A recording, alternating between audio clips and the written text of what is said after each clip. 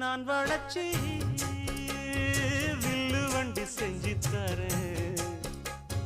வண்டியில வஞ்சி வந்தா வள்ளச்சி கட்டி